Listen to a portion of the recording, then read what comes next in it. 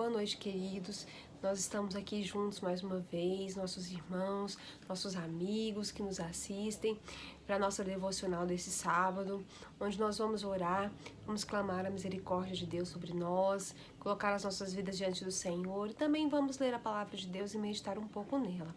Hoje eu quero meditar com os irmãos numa história da vida do profeta Elias, que está contado lá no livro de 2 Reis, no capítulo 2. É o episódio, o momento em que Elias é então levado para os céus num redemoinho, num turbilhão de vento. Deus toma Elias para si. Elias não morreu, ele foi tomado por Deus. E eu quero meditar com os irmãos nesse momento, nesse texto. Está lá em 2 Reis, no capítulo 2, nós vamos ler os versículos de 9 a 14. 2 Reis 2, de 9 a 14. Diz assim a palavra do Senhor. E sucedeu que, quando eles haviam partido, Elias disse a Eliseu: Pede-me o que devo fazer por ti antes que eu de ti seja tomado. E Eliseu disse: Rogo-te que uma porção dobrada do teu espírito seja sobre mim. E ele disse: Pediste dura coisa, todavia, se me vires quando eu for tomado de ti, assim se sucederá para contigo, mas se não, assim não se sucederá. E sucedeu que, enquanto eles ainda seguiam adiante e conversavam, apareceu ali uma carruagem de fogo e cavalos de fogo, e os separaram a ambos. E Elias subiu por um turbilhão de vento ao céu. E Eliseu viu isto e bradou: meu pai, a carruagem de Israel e seus cavaleiros. E ele não mais o viu. E ele agarrou as suas próprias vestes e as rasgou em 2 pedaços. Ele juntou também o manto de Elias, que lhe caíra, e retornou, e parou de pé junto à margem do Jordão. E ele tomou o manto de Elias, que dele caiu, e feriu as águas, e disse: Onde está o Senhor Deus de Elias? E quando ele também havia ferido as águas, elas se dividiram de um ao outro lado, e Eliseu atravessou. Amém? Irmãos, Elias foi um profeta escolhido por Deus, e ele foi um homem que andou com Deus, ele andou poderosamente com Deus.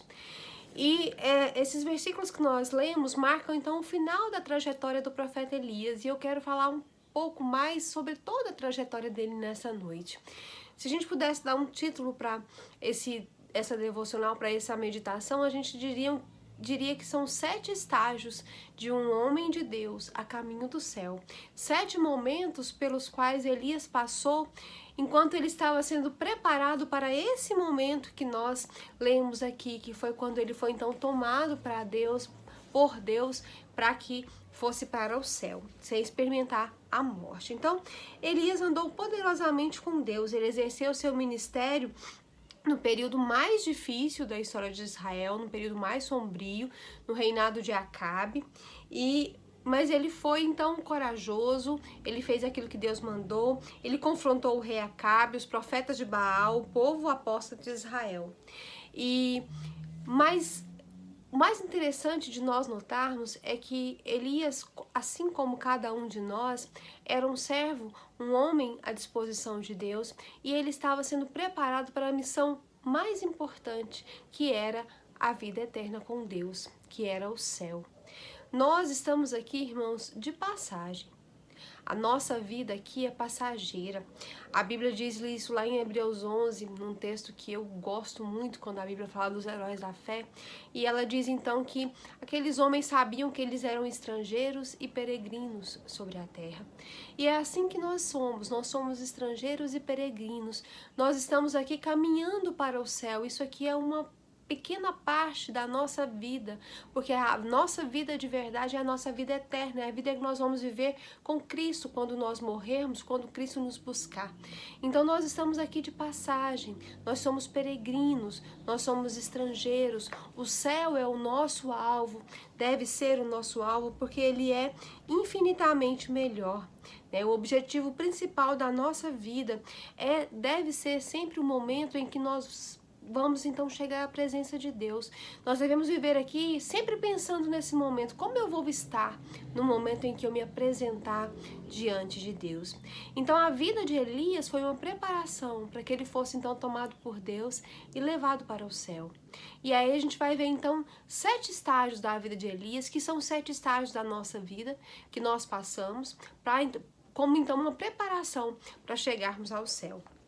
Primeiro lugar, primeiro estágio em que a gente encontra Elias aqui é quando Deus determina então para Elias o ministério dele, e ele então chega lá no palácio e confronta o rei Acabe, dizendo: olha, Acabe, não vai chover durante 3 anos, porque Deus quer punir o povo de Israel e quer punir você pelo que você tem feito como rei. Então Elias recebe de Deus uma missão, e ele então confronta Acabe, e ele então é poderosamente usado por Deus naquele momento, trazendo a mensagem do juízo de Deus sobre o povo de Israel. Ele estava cheio de vigor, ele tinha sonhos, e naquele momento, então, ele foi poderosamente usado por Deus. As nossas vidas também é assim. Um dia Deus nos chama, um dia Deus nos diz: olha, vem cá, eu tenho um ministério para você, eu quero te salvar, eu quero salvar a sua vida e eu quero usar você. A sua vida tem um propósito para mim. Esse é o primeiro momento da vida de Elias, e é um momento que acontece na nossa vida também. Logo depois desse momento, a gente encontra Elias no segundo momento, que foi quando Deus então permitiu que Elias fosse para o deserto, e ali então Elias foi tratado por Deus. A partir do momento que nós começamos a andar com Cristo e que nós começamos a nossa caminhada rumo ao céu, Deus precisa transformar as nossas vidas. E para transformar as nossas vidas, Ele nos permite passar por desertos, por momentos difíceis, por momentos de dificuldade. Ali naquele deserto, Deus sustentou Elias milagrosamente. O deserto não foi um acidente no percurso da vida de Elias, mas ele estava na agenda de Deus para Elias. No deserto, Deus tratou com Elias antes de usá-lo. Deus sustentou Elias para que ele então entendesse que ele dependia muito mais do Deus provedor do que da provisão, E Deus então usou aquele momento para fazer Elias entender que ele estava mais interessado em quem Elias era do que no que Elias estava fazendo. Às vezes nós estamos muito preocupados com o que nós estamos fazendo, com o que eu posso fazer para Deus, a obra de Deus. Nós devemos trabalhar sim com muita alegria, com muito vigor, mas nada adianta o nosso trabalho se nós não somos transformados como pessoas, como servos. Deus queria mostrar para Elias que antes de ser útil, antes de ser usado, ele precisava ser transformado. E esse é o segundo estágio da vida de Elias ali naquele deserto. Depois, daquele deserto, quando a gente pensa assim, Deus agora já ensinou uma lição para Elias, Foi um período de dificuldade, como muitos que nós passamos às vezes agora, Deus vai, então, fazer de Elias um grande vencedor. Mas não, a situação piorou e Deus manda então Elias para Sarepta. E a gente encontra lá no terceiro momento Elias então dentro da fornalha, sendo moldado por Deus. Sarepta a palavra Sarepta significa fornalha. Elias foi para uma cidade para depender de uma viúva que estava quase morrendo de fome. E aí você pergunta, mas como assim? Ela não tem para ela, como que ela ia dar para Elias? Mas foi isso que Deus mandou Elias fazer. E Elias então foi para aquela fornalha ser moldado por Deus. Foi para aquela fornalha ser ensinado a perceber a maneira como Deus agia. E lá naquele lugar então, o fogo de Deus não destruiu Elias, porque o fogo de Deus ele não nos destrói, ele nos purifica. Elias foi purificado, ele foi forjado, e ele então viu que o mesmo Deus que enviou ele àquele lugar era o Deus que protegia ele. Ele viu Deus multiplicando o azeite, a farinha da viúva, viu Deus trazendo o filho daquela viúva de volta à vida, e viu que Deus realizava tantos milagres extraordinários como supria as necessidades ordinárias da vida, porque para ele não há impossível. Então Elias aprendeu a confiar em Deus, ele aprendeu que para ser usado, ele precisava ser moldado, transformado, depender do Senhor, viver com Deus, ter prazer na comunhão com o Senhor, porque um dia ele iria para o céu e lá a ocupação principal dele era ter comunhão com o Senhor, era servir ao Senhor, era estar na presença de Deus. Se ele não aprendesse a desfrutar desses momentos aqui, como que ele ia fazer quando ele chegasse no céu? A mesma coisa somos nós, né? Nós um dia vamos para o céu morar com Cristo. Se nós não aprendermos a desfrutar da comunhão de Cristo aqui, nós vamos chegar lá, né? E vamos fazer o quê? Né? Então Elias estava sendo ensinado quem era Deus, o que Deus podia fazer, e para isso Deus usou momentos de dificuldade. E aí no quarto lugar, então, a gente vê que depois que Elias foi transformado, moldado por Deus, Deus usou Elias poderosamente lá no Monte Carmelo contra os profetas de Baal. Elias então chega para Acabe e diz: manda os seus profetas, vamos ver agora nesse momento quem é Deus. Mas Elias podia afirmar isso com convicção. Sabe por quê? Porque Elias tinha sido transformado e tinha sido moldado por Deus. E ele então confronta Acabe, que era o rei de Israel, confronta os profetas de Baal, confronta o povo de Israel e diz para ele: olha, vocês precisam escolher o caminho de vocês. E ele então prova que só o Senhor é Deus, mas ele é capaz de provar isso para os outros, porque ele sabia, porque agora ele conhecia o Senhor de verdade. Nós precisamos entender que a nossa vida, ela é um propósito de Deus. Deus tem um propósito para ela, tem um momento, talvez um único momento, mas um momento em que nós podemos mudar a história de muitas pessoas, que Deus quer nos usar, mas que para nós sejamos usados, nós precisamos nos aprender a ser moldados pelo Senhor Jesus. E depois daquele momento, então, Elias vai para um quinto momento, aonde ele então se ajoelha diante de Deus ali no topo daquela montanha, e ora a Deus pela chuva, clamando pela chuva, ora com humildade, com intensidade, com perseverança, e Deus então manda a chuva. E naquele momento a gente vê que Elias aprendeu quem era Deus e como ele devia se relacionar com ele, né? Ali diante de Deus com humildade, orando, Elias diz: Senhor, faz chover. E Deus então ouve a oração de Elias naquele momento. Mas ainda existia mais um momento, mais uma lição que Elias precisava aprender. E aí a gente vê, depois de toda a vitória, depois de Elias ser poderosamente usado por Deus, a gente encontra Elias ali naquela caverna, temeroso, amedrontado, triste porque tinha sido ameaçado de morte, porque a Jezabel estava atrás dele para matá-lo. Então naquela caverna ali, Elias teme, ele foge, se escondendo, né, desejando a morte. Ele fraquejou, porque ele era humano e porque por um momento ele desviou os olhos de Deus, esqueceu daquelas lições todas e começou a olhar para as circunstâncias. Mas aí Deus tratou Elias, alimentou ele, deu para ele o que ele precisava, consolou ele, colocou ele para dormir e ordenou então que ele saísse da caverna e fosse cumprir o restante do ministério dele. Ele aprendeu então que mesmo que ele falhasse, Deus continuaria sendo Deus e Deus continuaria sendo fiel para com ele. Deus continuaria sustentando a vida dele. Ele aprendeu que Deus o amaria independente das circunstâncias e que Deus estaria ali sempre que ele precisasse.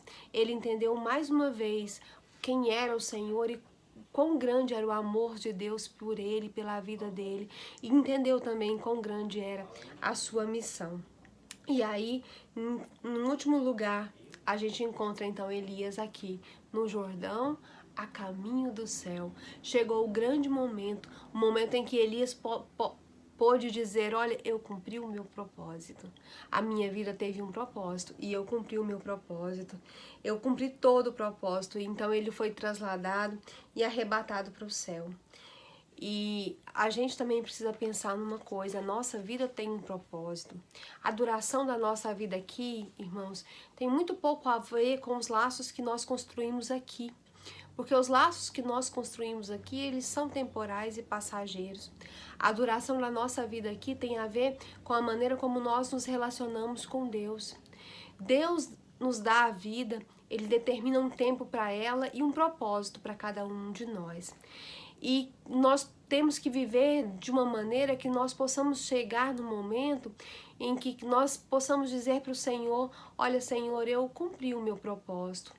Um dia Deus vai nos chamar. Quando Ele achar que a nossa vida não tem mais um propósito para ele aqui, quando ele achar que nós então já caminhamos o que nós devíamos caminhar, ele vai nos chamar. E esse momento não é um momento para nós que vamos partir, não é um momento triste, pelo contrário, é um momento de vitória. É um momento quando Deus diz para o seu servo: olha, você venceu. Você cumpriu o seu propósito, né? E nós temos que buscar dizer como Paulo disse, né? Paulo disse: olha, combati o bom combate, eu terminei a minha carreira, mas eu guardei a minha fé. Eu estou pronto para encontrar o meu Senhor, porque eu sei em quem eu tenho crido e eu estou bem certo que Ele é poderoso e Ele está guardando o meu tesouro até o dia final. Então, Paulo disse: olha, eu estou esperando pela coroa da justiça que Deus vai me dar, assim como vai dar a todos aqueles que amam a sua vinda. E era esse o sentimento no coração de Paulo. Por isso que ele dizia: olha, para mim o morrer é lucro, o viver é Cristo e o morrer é lucro, porque se eu morrer eu vou me encontrar com o meu Senhor. E nós também devemos pensar assim: a nossa vida Deus não nos deu a nossa vida para que nós possamos gastá-la da maneira como nós achamos que nós devemos, mas Deus nos deu uma vida e Deus nos faz passar por vários estágios da nossa vida para que nós entendamos que nós estamos sendo preparados para o reino dos céus, preparados para a vida eterna com Cristo, né? Nada que nós construímos aqui é nosso, nada que nós temos aqui vai durar. O único sentido, o sentido verdadeiro da nossa vida é aquilo que nós fazemos para a eternidade. Por isso, pergunte para o Senhor: Senhor, como eu estou vivendo a minha vida? Eu não sei quanto tempo de vida cada um de nós ainda tem, mas use o tempo que Deus te dá aqui para fazer a vontade dele, porque um dia você vai encontrá-lo e aí você vai poder dizer: Senhor, muito obrigada, porque eu venci o meu tempo ali na terra e eu guardei a minha fé e eu estou pronto então para me apresentar diante do Senhor nesse momento. Amém?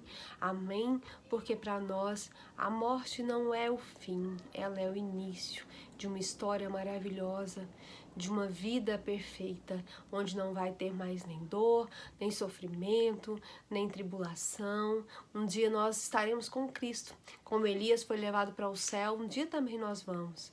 E resta então cada um de nós saber como vai chegar lá, como será então a nossa chegada lá. Amém? Vamos orar nesse instante. Vamos orar pedindo o conforto de Deus, a graça, a misericórdia sobre a vida da irmã Welcia e da sua família, num momento de muita dificuldade, de muita tristeza, porque para nós que ficamos aqui, a morte é desoladora, ela tira de nós coisas muito importantes, coisas muito preciosas, mas nós temos o nosso Deus que é a nossa força e que nos dá vitória e em quem nós cremos e que tem algo muito melhor para nós. Então, nós podemos então confiar nas promessas e no consolo do nosso Deus. Vamos orar então para que o Espírito Santo esteja com ela nesse momento, esclarecendo o coração dela, dando para ela a segurança que ela precisa, o entendimento a respeito desse momento tão difícil. Vamos orar também pelos demais familiares do Nilson, os familiares também da Dona Clarinda, que faleceu, né, amiga da irmã Maria de Fátima. Ela também tem pedido as nossas orações, também pela família da Daniela e do Jackson, que perderam o seu primo. Vamos orar por todos que estão com Covid. Irmã Kellen pede oração pelo seu filho Mário Neto, que está fazendo os exames. Vamos clamar a misericórdia dele, sobre a vida do Mário Neto, sobre a vida da família da irmã Kellen. As famílias que estão com dificuldades financeiras, precisando de trabalho, pela nossa igreja, pelos nossos irmãos idosos, doentes, pelas pessoas que estão com medo nesse momento, deprimidas, tristes. Vamos orar pelos nossos amigos, familiares não crentes, família da irmã Maria de Fátima, pelo Brasil, pelo mundo, né, pelos profissionais de saúde. Vamos orar nesse instante ao Senhor. Senhor Deus de toda graça, Senhor Deus de toda misericórdia. Ó Deus, o Senhor que é o Deus de Elias, O Senhor que um dia escolheu Elias, e o Senhor que preparou Elias para levá-lo para o céu. O Senhor que permitiu cada momento de dificuldade, mas que também deu todas as vitórias. Nesse instante nós estamos diante do Senhor, porque assim como Elias, nós somos teus servos. Senhor, nós queremos fazer a tua vontade, nós queremos estar com o Senhor, e é por isso que nós precisamos da tua misericórdia sobre as nossas vidas. Senhor, nós precisamos entender o teu propósito para nós, nós precisamos entender o propósito da nossa vida para o Senhor. Nós precisamos entender, ó Deus, que estamos aqui de passagem e que devemos então nos apegar às coisas do céu, que devemos nos apegar ao Senhor, que devemos cumprir a nossa missão e viver a nossa vida de maneira que o Senhor seja então engrandecido através dela. Senhor, nesse instante queremos te pedir muita misericórdia, muita graça, muito favor, muito consolo, ó Deus, sobre a vida da irmã Elsa e da sua família. Ó Deus, o Senhor teve um propósito na vida do Nilson e o Senhor cumpriu esse propósito. E o Senhor tem um propósito na vida da irmã Elsa e dos seus filhos e o Senhor está cumprindo esse propósito. Mas, ó Deus, nós sabemos que nesses momentos em que nós estamos dentro das nossas cavernas, atravessando os nossos desertos, nós precisamos mais do que nunca, ó Deus, da misericórdia do Senhor. Então, nesse instante, ó Deus, esteja com a irmã Elsa, consola, dá força, da sabedoria, da entendimento, da graça. Ó Deus, abençoa o Daniel, abençoa o Rodrigo. Ó Deus, tem misericórdia dessas crianças. Ó Deus, o Senhor sabe, ó Deus, aos momentos difíceis pelos quais eles estão passando e ainda vão passar nesses próximos dias. Então tem misericórdia, ó Deus, dessa família.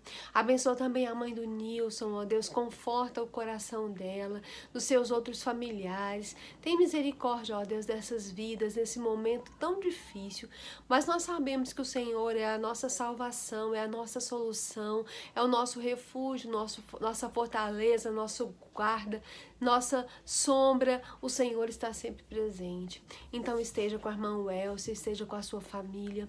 Abençoa também os familiares da dona Clarinda.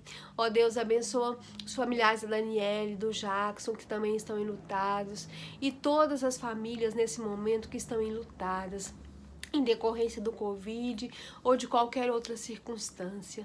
Ó Deus, que a tua graça seja sobre cada pessoa. Nós te pedimos também por aquelas pessoas que estão enfermas com Covid. O Renê, ó Deus, irmão da Rose, que está ali naquele leito de UTI, nós clamamos. Senhor, nós clamamos também pelo Mário Neto. Ó Deus, por cada pessoa que ainda está enfrentando essa dificuldade, essa doença, coloque a tua mão de poder sobre a vida de cada um, aonde eles estiverem. Muito obrigado por aqueles que o Senhor já tem restaurado. Ó Deus, muito obrigado pelas vitórias que o Senhor tem nos concedido. Senhor Deus, também queremos te agradecer nesse instante pelas nossas vidas, pelo sustento que o Senhor tem nos dado nesses dias tão difíceis, e queremos pedir que o Senhor continue abençoando as famílias da igreja, as famílias do teu povo, as famílias sobre a face da terra. Ó Deus, que aquelas que estão precisando de emprego, de dinheiro, de pagar as suas contas e às vezes estão sem saber como fazer, que o Senhor abra as portas. O Senhor é o Deus da provisão, o Senhor é o Deus que, ó Deus, provê tudo aquilo que nós precisamos. Então tem misericórdia de nós, nos segura com as tuas mãos, ó Deus, nos segura nos teus braços e, ó Deus, nos ensina a descansar no Senhor. Queremos te pedir pelos nossos irmãos idosos, aqueles que estão com alguma outra enfermidade, sei com cada um. Te pedimos pelos amigos que nos assistem, ó Deus, que tem acompanhado nossas devocionais, família da Albiana, família da Cidinha, a família da Sueli, seu esposo que também está com Covid. Ó Deus, te pedimos por cada uma dessas pessoas, ó Deus, a família da Miriam, a família da Dona Iracene, ó Deus, que o Senhor esteja abençoando cada uma dessas famílias, esteja abençoando cada um, suprindo as suas necessidades, que o Senhor esteja com a tua mão de poder sobre a vida deles. Nós te louvamos, Senhor, nós te engrandecemos, porque sabemos que o Senhor nos ouviu, o Senhor sempre nos ouve, e o Senhor tem cuidado de nós, tem nos amparado. Perdoa os nossos pecados, ó Deus, sê conosco, nós exaltamos o teu nome, em nome de Jesus. Amém. Amém. Que o Senhor continue nos abençoando, abençoe a sua vida e a vida da sua família.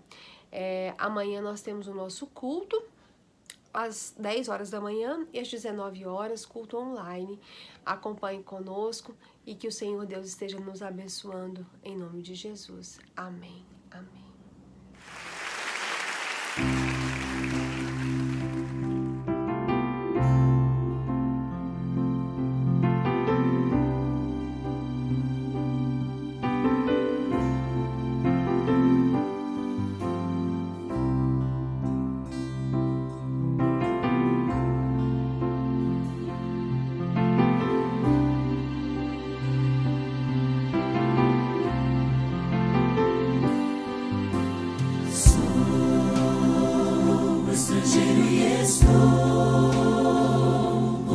De passagem, longe estou do meu lar. Sei que este mundo onde vivo não me dá mais motivo pra sorrir ou cantar.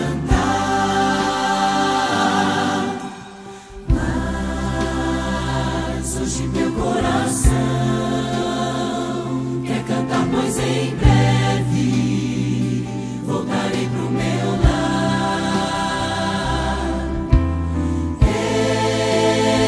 Eu canto agora mais forte, pois nem mesmo a morte poderá me parar.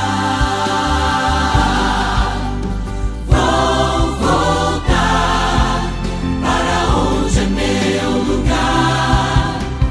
Vou morar junto à fonte do amor.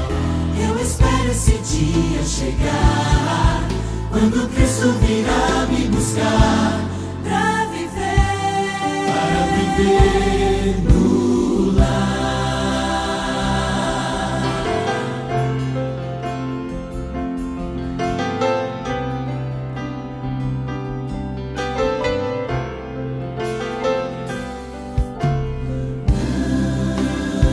Não mais tristeza nem dor, sofrimento e angústia viverão nesse lar. Só o louvor e alegria, só a paz e harmonia poderão lá entrar.